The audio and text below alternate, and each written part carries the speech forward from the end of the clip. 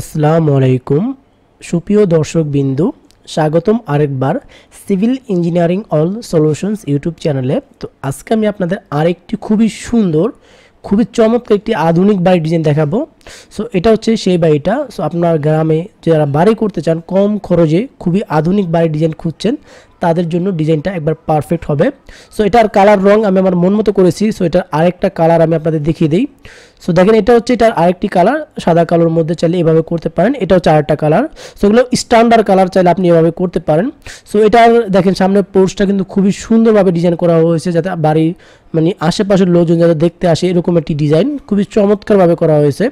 So এটার colour রং আমি আমার মন মতো করেছি। এটার কালার রং আপনি চাইলে পরিবর্তন করতে পারেন। সো এই বাড়িটা তৈরি করতে গেলে আপনার কত টাকা খরচ পড়বে এবং এর বিস্তারিত ধারণা আমি এই ভিডিওতে দিয়ে দেবো। এই জন্য আপনি না টেনে সম্পূর্ণ ভিডিওটি দেখুন এবং এই বাড়িটার 2D floor plan, 3D floor plan, roof plan, working drawing সহ বিস্তারিত ড্রয়িংয়ের একটি PDF ফাইল, যারা এটা আপনি সংগ্রহ করতে পারেন এবং প্রিন্ট করে নিয়ে আপনার কাজ করতে সুবিধা হবে। এই জন্য একটা PDF ফাইলও আপনারা চাইলে নিতে পারেন। সো PDF ফাইলটা কোথা থেকে পাবেন, কিভাবে সংগ্রহ করবেন, এই বিস্তারিত সব কিছু আমি এই ভিডিওতে আলোচনা করব। সো আপনি না টেনে সম্পূর্ণ ভিডিওটি দেখুন। আশা করি এই ভিডিও থেকে আপনি আপনার বাড়ি তৈরি করার জন্য খুবই ভালো একটি আইডিয়া নিতে পারবেন। তো দেখেন অলরেডি আমি এই বাড়িটার সম্পূর্ণ ডিজাইনটা ঘুরিয়ে দেখিয়েছি। তো চলেন এখন আমরা এটার ভিতর ডিজাইনটা দেখবো, ভিতরে কিভাবে কি করা হয়েছে যাতে আপনাদের বুঝতে সুবিধা হয়। চলেন এখন এটা আপনাদের খুলে দেখাবো। তো প্রথম উপর থেকে ছাদ খুলবো, তারপর ভিতরে কি কি আছে এক এক করে দেখিয়ে দেবো যাতে আপনাদের বুঝতে কোনো অসুবিধা না হয়। তো তার আগে দেখেন দুই পাশে কিন্তু বসার জন্য খুব সুন্দর করে একটি জায়গা রাখা হয়েছে। এই দুই পাশে হচ্ছে আপনি বুঝতে পারবেন, আড্ডা মারতে পারবেন বিকালে বা যে কোনো সময়। এবং এটা হচ্ছে ছাদ। সো ছাদটা এটার থেকে আপনার হচ্ছে এই মেঝে থেকে কত ফিট উপরে উঠবে সেটা আমি বলতেছি। 7.5 ফিট উপরে হবে মেঝে থেকে এবং টোটাল এই ফ্লোর থেকে টোটাল 8 ফিট উপরে হবে। সো এমনভাবেই এই ডিজাইনটা করা হয়েছে। সো আমি এটা ডিটেল একবার সুন্দর মতো দেখিয়ে দেবো যাতে বুঝতে না হয়। এবং এখানে একটা ছাদ করা হয়েছে যাতে উপরে পানির ট্যাঙ্কি রাখা যায়, এই জন্য এখানে ছাদ করা হয়েছে। কেননা আপনি পানির ট্যাঙ্কিটা কোথায় রাখবেন? সো আলাদাভাবে পানির ট্যাঙ্কি রাখার জন্য কিছু বানাতে গেলেও কিন্তু আপনার খরচ পড়বে। সো এখানে করে ফেললে কিন্তু আপনার খরচটা কমে হয়ে যাবে। সো চলেন এখন ভিতরে কী কী আছে দেখি। তো দেখেন উপর থেকে ছাদ খুলে ফেলছি, এটা হচ্ছে প্রবেশপথ, এখান থেকে ভিতরে ঢুকবেন। সো ঢোকার পরে প্রথমে খুব সুন্দর একটি ড্রয়িং রুম রয়েছে। তার আগে দেখেন এখানে কিন্তু একটু নিচে নামিয়ে নেওয়া হয়েছে। সো আপনার তিন পাশে টু করে নিচে এরকম করে নামিয়ে নেবেন যাতে আপনার হচ্ছে ছাদটা বসাতে সুবিধা হয় এবং ছাদের পানিগুলো যেন ভিতরে ওই দিকে না যায়, এই জন্য একটু করে আপনার হচ্ছে চারপাশের ওয়ালটা একটু বাড়িয়ে নেবেন। সো প্রথম ভিতরে ঢোকার পরে হচ্ছে খুব সুন্দর একটি ড্রয়িং রুম। এখানে বসবেন, মেহমান আসে বসলে আড্ডা দেবে, টিভি দেখবে, খাওয়া দাওয়া করাবেন, আবার চাইলে এখান থেকে চলে যেতে পারবে। এবং এটা হচ্ছে একটা পর্দা লাগানো যাতে পিছনে মহিলারা সেফ থাকতে পারে। এবং হাতের দুই পাশে রয়েছে দুইটি রুম। সো এই পাশে রয়েছে একটি রুম যেটা আপনার মাস্টার বেডরুম হিসাবে ব্যবহার করবেন। এর সাথে রয়েছে একটি অ্যাটাচ টয়লেট এবং হাতে ডান পাশে রয়েছে আরেকটি রুম। সো এটা আপনি চাইলে গেস্ট রুম হিসাবে, মেহমানদের রুম হিসাবে ব্যবহার করতে পারেন। এর পাশে রয়েছে একটি কমন টয়লেট, যে টয়লেটটা সবাই ব্যবহার করতে পারবে। সো এবং মাঝখানে রয়েছে ডাইনিং রুম। সো ডাইনিং রুমটা মাঝখানে রাখা হয়েছে যাতে প্রত্যেকটা রুম থেকে সুন্দর মতো ইজিলি এখানে আসা যাওয়া করা যায়। এবং পিছনে রয়েছে আরও এই একটি রুম এবং এই একটি রুম, আরও দুইটা রুম। এবং মাঝখানে রয়েছে একটি রান্নাঘর, কিচেন এবং রয়েছে একটি নামাজের রুম, প্রেয়ার রুম, নামাজের রুম বা স্টাডি রুম, গোডাউন বা আপনার যে কোনো প্রয়োজন হিসাবে এই রুমটি ব্যবহার করতে পারেন। সো যাদের এই রুমটি প্রয়োজন নেই তারা পুরোটাকে রান্নাঘর করে নিয়ে রান্নাঘর করে ড্রয়িং রুমটাকে চাইলে একটু ছোটো করে নিতে পারেন। সো এখানে টোটাল 1 2 3 4টা বেডরুম রয়েছে, ড্রয়িং রুম, ডাইনিং রুম, রয়েছে 2টা টয়লেট, এটি একটা সেটি কমন, রয়েছে রান্নাঘর এবং রয়েছে টয়লেট। সো আপনি চাইলে এটাকে যদি 3টা টয়লেট রাখেন তাহলে এটা কিন্তু টয়লেট হিসাবেও ব্যবহার করতে পারবেন। সো এটা সম্পূর্ণ আপনার উপর ডিপেন্ড করবে, আপনার প্ল্যানিংয়ের উপরে। সো এটার মতো করে দেখালাম। তো এটার আমি 2-3টা প্ল্যানও আপনাদের দেখিয়ে দেবো যাতে আপনাদের বুঝতে কোনো অসুবিধা না হয়। তো চলেন এখন আমরা এটার 2D ফ্লোর প্ল্যানটা দেখবো, তারপর এটার বিস্তারিত খরচ নিয়ে আলোচনা করব।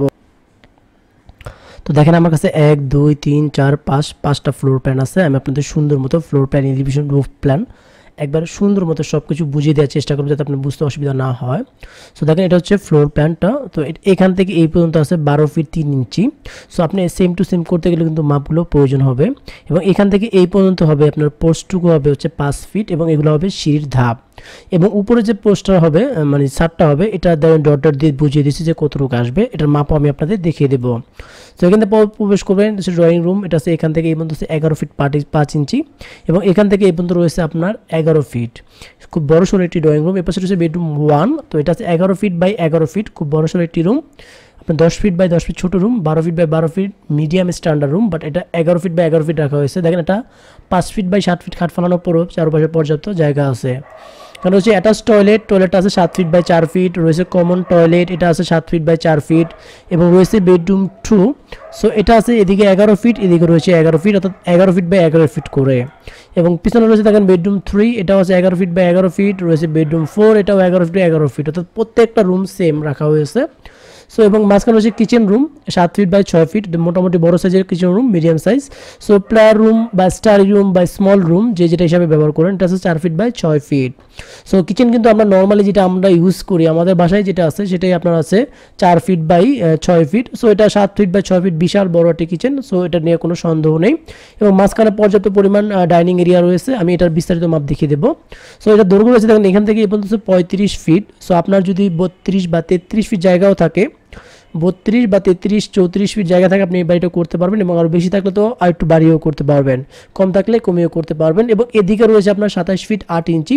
সো এখানে আপনি চাইলে 25 ফিটেও করতে পারবেন, কোনো সমস্যা নেই। 25-26 ফিটে ইজিলি করা যাবে। সো টোটাল এখানে 35 বাই 27 ফিট 8 ইঞ্চি, টোটাল জায়গার পরিমাণ হচ্ছে 968 স্কোয়ার ফিট জায়গা আছে, যেটা শতাংশ করলে হয় 2.22%। সো অর্থাৎ মাত্র 2.2% জায়গা হলে কিন্তু আপনি এই বাড়িটা করতে পারবেন। সো এটা হচ্ছে ফ্লোর প্ল্যানটি। তো এটার ওয়ার্কিং ড্রয়িং দেখেন, এটা হচ্ছে ওয়ার্কিং ড্রয়িং, অর্থাৎ বিস্তারিত মাপ দেওয়া আছে, আপনাদের যাতে মাপ বুঝতে অসুবিধা না হয়। সো এটাতে দেখেন এদিকে রয়েছে দৈর্ঘ্য, এদিকে প্রস্থ কত ফিট আছে, সুন্দর মতো দেওয়া আছে বিস্তারিত মাপগুলো। এবং ডাইনিংয়ের জায়গাটুকু আছে এখান থেকে এই পর্যন্ত 9 ফিট, এবং এখান থেকে এই পর্যন্ত আছে 11 ফিট 5 ইঞ্চি। সো এটা হচ্ছে ওয়ার্কিং ড্রয়িংটা। এবং এই পাশে রয়েছে আরেকটি দরজা জানালার মাপ। সো মূল দরজাটা হচ্ছে 3 ফিট 6 ইঞ্চি বা 4 ইঞ্চি রাখবেন, আর হাইট হবে 7 ফিট। এবং ভিতরের যে বেডরুমের দরজাগুলো আছে, বেডরুমগুলো আছে 3 ফিট বাই 7 ফিট করে, এবং টয়লেটগুলো আছে আপনার 2.5 ফিট বাই 7 ফিট করে। এবং রান্নাঘরটা আছে 3 ফিট বাই 7 ফিট, পেয়ার রুমটাও 3 ফিট বাই 7 ফিট করে রয়েছে। এবং উইন্ডোগুলো, বেডরুমের উইন্ডোগুলো আছে 5 ফিট বাই 4.5 ফিট, বড় রাখা হয়েছে পর্যাপ্ত আলো বাতাস পাস করতে পারে, তাহলে রুমটা ঠান্ডা থাকবে। সো এই জন্য জানলা একটু বেশি রাখা হয়েছে। এবং টয়লেটেরগুলো আছে 1.5 ফিট বাই 2 ফিট করে রাখতে পারেন, অথবা 2 ফিট বাই 1.5 ফিট রাখতে পারেন এই সাইজে, বা 1.5 ফিট বাই 1.5 ফিট। এবং টয়লেটের আছে 3 ফিট বাই 4 ফিট। এবং পেয়ার রুম বা নামাজি রুম বা স্টোরি রুম যেটা বা স্টোর রুম, ওটা আছে আপনার 3 ফিট বাই হাইট আসে 2 ফিট। সো এই হচ্ছে এটা দরজা জানলা মাপের প্ল্যান। সো এবার এটা দেখেন একটি রুফ প্ল্যান আছে, যারা সেম টু সেম করতে যাবেন তাদের রুফ প্ল্যানটাও প্রয়োজন পড়বে। দেখেন রুফ প্ল্যানটা এদিকে আছে 37 ফিট, এদিকে রয়েছে আপনার 29 ফিট 8 ইঞ্চি। অর্থাৎ এখানে যেটা ছিল 35 বাই 27 8, এটা এখানে আছে 37, অর্থাৎ এদিকে 1 ফিট বাই 1 ফিট করে আপনার হচ্ছে রুফের জন্য বেড়ে গিয়েছে। এবং এই যে রুপের এই মাপটাও দেওয়া আছে। তো এটা হবে আপনার প্লেন ছাদ, আর এটা হবে হচ্ছে যে কার্ভ ছাদটা, যেটা হবে এই ডিজাইনটা, এটা হবে এটা। সো একটু ঢালু দেওয়া হয়েছে। সো আপনি দেখেন এটার মাপটাও এখানে দেওয়া আছে সুন্দর মতো, 5 feet 3 feet 4.5 feet 2.5 feet 3 feet. So height কতটুকু হবে এবার ডিটেল মাপগুলো এখানে দেওয়া আছে। সো এটা মেঝে থেকে আপনার 4.5 ফিট উপরে জানলা হবে, কিন্তু মেঝে হবে এটা মাটির থেকে 3 ফিট উপরে। এবং দেখেন এখানে 7 ফিট হচ্ছে দরজা, এবং এখান থেকে 7.5 ফিট, অর্থাৎ মেঝে থেকে 7.5 ফিট হবে আপনার হচ্ছে পোর্চের হাইটটি। সো একবার সুন্দর মতো ডিটেলস মাপগুলো দেওয়া আছে। সো এটা একটা সুন্দর একটা পিডিএফ ফাইল আমার কাছে আছে, আমি আপনাদের দেখিয়ে দিই। এটা একটা সুন্দর floor plan PDF file for pin, এগুলো পিন করার জন্য, তাহলে আপনি চাইলে কাগজে পিন করে নিতে পারবেন। সো এটা সুন্দর মতো ডিটেলস দেওয়া আছে, আপনি চাইলে এটা পিন করে নিতে পারেন, যাতে আপনি কাজ করার জন্য সুবিধা হবে। সুন্দর একটি পিডিএফ ফাইল, এটা নিয়ে যদি আপনার প্রয়োজন পড়ে পিডিএফ ফাইলটি, তাহলে আপনি আমার সাথে হোয়াটসঅ্যাপে যোগাযোগ করবেন। আমার হোয়াটসঅ্যাপ নাম্বার দেওয়া থাকবে স্ক্রিনে, অথবা ডেসক্রিপশনেও দেওয়া আছে। চলেন এখন এই বাড়িটা তৈরি করতে গেলে আপনার কেমন খরচ পড়বে সেই সময়টা ধারণা দিয়ে দিব। তবে জায়গা, স্থান ভেদে এবং মালামাল অনুযায়ী কিন্তু খরচ কম বেশি হয়ে থাকে। তবে আপনি যদি সেম টু সেম এই বাড়িটা যেরকম আছে এরকমভাবে করতে যান, তাহলে বর্তমান বাজার অনুযায়ী আপনার খরচ পড়বে প্রায় 10 থেকে 11 লক্ষ টাকার মতো খরচ পড়বে সেম টু সেম এই বাড়িটা তৈরি করতে গেলে।